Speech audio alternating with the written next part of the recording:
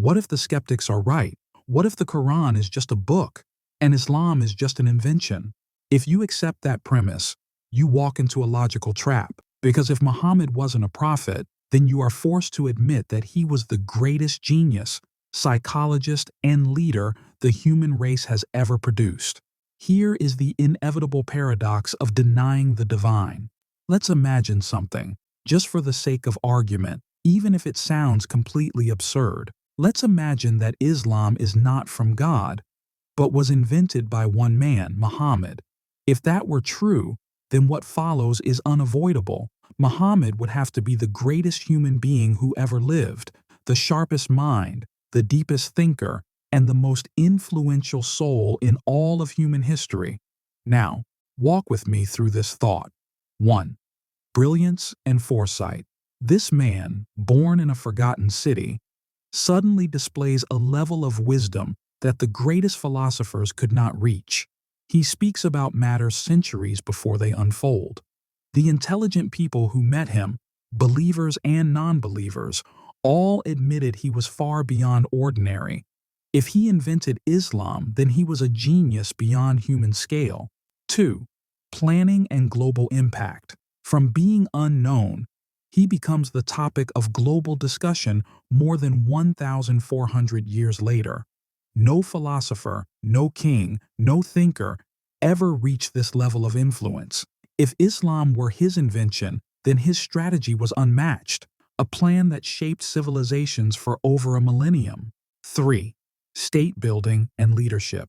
He starts at age 40 with no army, no wealth, no tribe fully supporting him, and builds a nation that rose to challenge the world's greatest empires. He leaves behind men who carried his message to the peak of history. If he invented Islam, then his leadership would be the most extraordinary in human history. 4. Hearts and loyalty. People sacrificed themselves for him, not out of fear or force, but out of love. And when he died, poets mourned him with words that made generations weep. If he invented Islam, then he had a power over hearts that no human ever possessed. 5. Comprehensive teachings.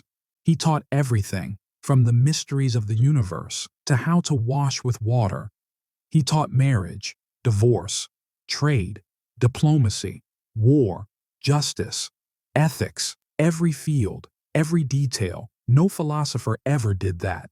If Islam were his creation, then his knowledge was beyond anything the world had seen. 6.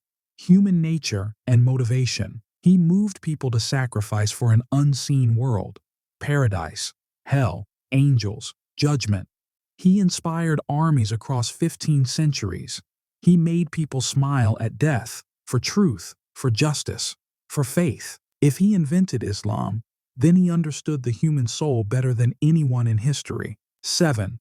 Moral revolution. He transformed how humanity treated the weak, the poor, the orphans, the captives. He gave rights to women that the world had never witnessed.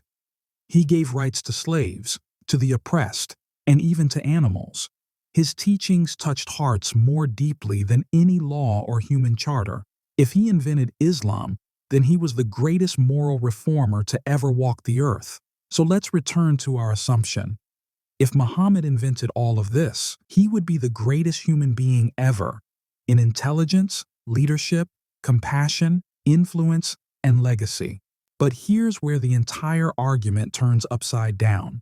Throughout history, powerful men claim to be gods. From pharaohs to emperors, power intoxicates.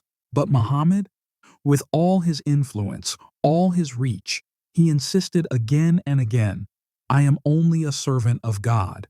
I am only a messenger." He refused to be glorified. The book he brought even criticized him. No one writes a book and inserts criticism of himself. He lived humbly. He slept on a rough mat. His pillow was filled with palm fibers. He died while his armor was pawned to a Jew. He left no money, no treasures. He said, "We, the prophets, do not leave wealth." Even when the sun eclipsed on the day his son died, something that could have made people worship him, he said, "The sun and moon are not eclipsed for the life or death of anyone."